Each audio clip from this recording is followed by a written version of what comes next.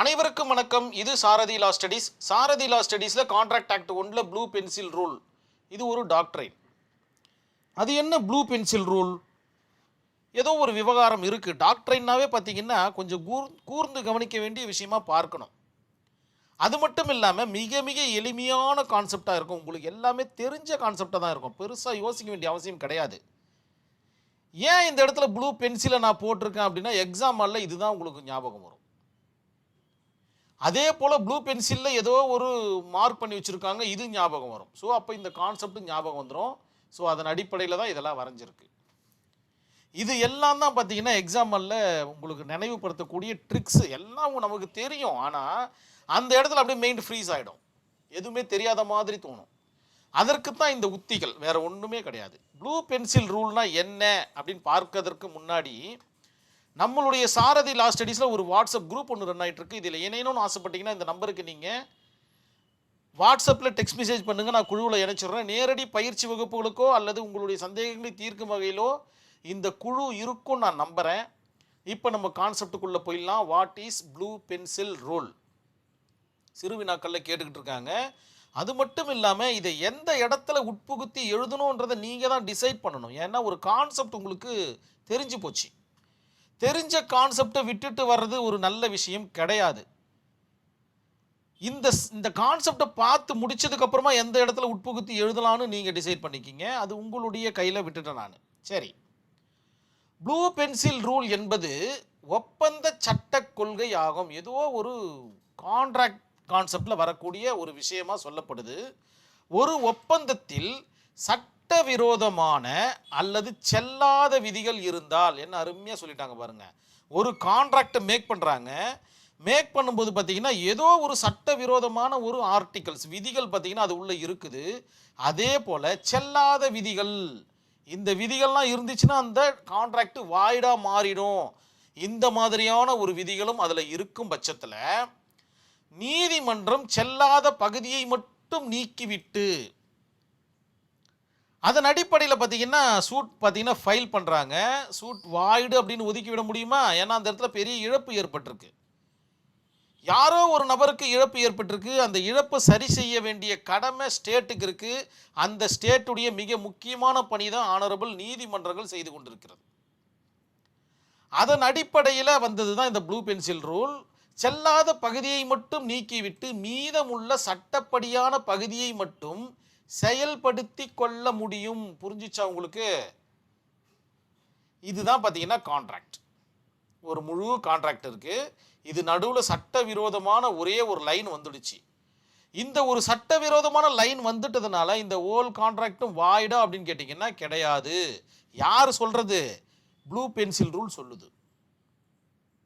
அந்த பகுதியை மட்டும் நீக்கிடுங்க. நீக்கிட்டா மற்றதெல்லாமே நல்லது தானே. 10 பேரில் ஒருத்த மட்டும் தானே கெட்டவனாக இருக்கான். அந்த கெட்டவனை தூக்கி வெளில போட்டுடுங்க. மற்ற 9 பேரும் நல்லவனாக இருக்க போகிறாங்க. ஸோ அதை வச்சு நீங்கள் என்ன கான்ட்ராக்ட் பண்ணீங்களோ அதுக்கு தகுந்த மாதிரி ஜட்ஜ்மெண்ட் கொடுக்கலாம் அப்படின்ற கான்செப்ட் தான் இந்த blue pencil rule. So blue பென்சிலை கொண்டு அந்த பகுதியை கோடிட்டு நீக்குவது போல அழகாக எக்ஸாக்டாக இந்த கான்செப்டே தான். இந்த பிக்சர் ஏஐ உருவாக்கி கொடுத்த பிக்சர்ன்றது நினைவில் வச்சுக்கிங்க. சரி, இன்னும் கொஞ்சம் டெப்த்தாக உள்ள போகலாம். நம்ம ப்ளூ பென்சில் ரூல்னா என்னன்னு. செவரபிலிட்டி, பிரித்து எடுக்கும் விதி. அந்த காலத்தில் அன்னப்பறவை பார்த்தீங்கன்னா ஒரு பாலில் தண்ணி கலந்து வச்சுட்டா வெறும் பாலை மட்டும் குடிக்கும், தண்ணியை விட்டுடும் அப்படின்ற மாதிரி கேள்விப்பட்டோம். It's called blue pencil rule. பிரித்து எடுக்கும் விதி. பாலை மட்டும் தனியாக எடுக்குது, தண்ணியை தனியாக வச்சுருது. இதுதான் பார்த்தீங்கன்னா நல்லதையும் கெட்டதையும் தனியாக பிரித்து பார்க்கறது. கண்டிப்பாக நம்ம எல்லாருக்கும் இந்த கான்செப்ட் தெரிஞ்சிருக்கணும். என்னென்ன பிரித்தெடுக்கும் விதி? மொத்தம் 3 விதி சொல்கிறாங்க. 3 ஒரு கலரில் போட்டிருக்கேன். ஸோ வண்ண புத்தகம் என்பதனால இது எல்லாமே உங்களுக்கு கையில் கிடைக்கக்கூடிய ஒரு புத்தகமாக பார்க்கப்படுது. உங்களுக்கு வேணும்னா இந்த நம்பருக்கு நீங்கள் வாட்ஸ்அப் பண்ணுங்கள். அதுக்கு தான் இந்த வாட்ஸ்அப் குரூப்பும் கூட. எல்லாரையும் நான் கேட்டுக்கல, வேணுன்றவங்க சொல்லுங்கள். ப்ளூ கலரில் என்ன சொல்லுது? சட்டவிரோதமான மற்றும் செல்லாத பகுதியை மட்டும் நீக்கிவிட்டு மீதமுள்ள ஒப்பந்தம் செல்லும் தன்மையை தானாக அடையும். முடிஞ்சு போச்சு. நான் இந்த இடத்துல சொன்ன மாதிரி தான். செகண்ட் ஒன்று என்ன சொல்கிறாங்க? இது ஒன்று சொல்லியாச்சு. ரெண்டாவது என்ன சொல்கிறாங்க? நீதிமன்றம் புதிய விதிகளை எழுத முடியாது. எவ்வளோ அழகாக சொல்லிட்டாங்க பாருங்கள். நீதிமன்றம் பார்த்தீங்கன்னா இந்த கான்செப்ட் தப்பாக இருக்குது, அதனால் வேற மாதிரி எழுதிக்கிங்க அப்படின்லாம் எழுத முடியாது, நீக்க மட்டும்தான் முடியும். அதுக்கு ஆனரபிள் கோர்ட்டுக்கு புதிய விதிகளை எழுத முடியாது, புதிய ஆர்டிகளை உள்ள சேர்க்க முடியாது. ஆனால் ஒப்பந்தத்தின் தவறான பகுதிகளை மட்டும் நீக்க முடியும். தேர்ட் ஒன் பார்த்தீங்கன்னா இதன் நோக்கம் என்ன, ஏன் இந்த ப்ளூ பென்சில் ரூல் வந்துச்சு அப்படி, அதோட அப்ஜெக்டிவ் என்ன அப்படின்னு பார்த்தீங்கன்னா சட்டப்படியான பகுதிகளை காப்பாற்றி சட்டவிரோதமான பகுதிகளை நீக்குவது. இதை விட வேற என்ன நமக்கு புரிய போகுது? புரியாமல் இருக்கிறதுக்கு வாய்ப்புகள் மிக மிக குறைவு. சாரதி லா ஸ்டடீஸில் கலர்ஃபுல்லாக இருக்கிறதுனால மிக அற்புதமாக புரியும். இந்த கேஸ் ஸ்டடியோட இந்த கான்செப்டை முடிச்சுக்கலாம். ஜெராலால் பிரகாஷ் வெர்சஸ் மகாடிவ் டாஸ் மரியா இன் 1959 நடந்த ஒரு வழக்கு என்ன சொல்லுதுன்னா, வேஜரிங் கான்ட்ராக்டை உள்ளே கொண்டு வராங்க, சூதாட்ட கான்ட்ராக்ட் இல்லையா. ஸோ வேஜரிங் கான்ட்ராக்ட் தொடர்பான ஒப்பந்தத்தில் சில வார்த்தைகள் சட்டத்திற்கு புறம்பாக உள்ளது. வேஜரிங் கான்ட்ராக்ட் இட்ஸ் வாய்டுன்னு தெளிவாக சொல்லிட்டாங்க. ஆனால் பெரிய இழப்பு ஏற்பட்டிருக்கு. அந்த இழப்பால் பார்த்திங்கன்னா நம்மளுடைய ஸ்டேட்டுக்கும் இழப்பு இருக்கிற பட்சத்தில் அந்த கேஸை விட முடியாது. அதன் அடிப்படையில் ஒப்பந்தத்தில் சில வார்த்தைகள் சட்டத்திற்கு புறம்பானவை, எனவே சட்டவிரோதமான பகுதிகளை மட்டும் நீக்கிவிட்டு சட்டப்படி செல்லக்கூடிய பகுதிகளை வலியுறுத்தி விசாரணை நடத்த வேண்டும் அல்லது வலிமையாக்கி விசாரணை நடத்த வேண்டும். இதுதான் பார்த்தீங்கன்னா இந்த கேஸ்டுடைய கான்செப்ட். ஒரு சஜஷன் மட்டும் கொடுக்குறாங்க. எதுக்கே எல்லாம் கான்ட்ராக்ட் வாய்டுன்னு சொல்லிட்டு விட்டுடுறீங்க?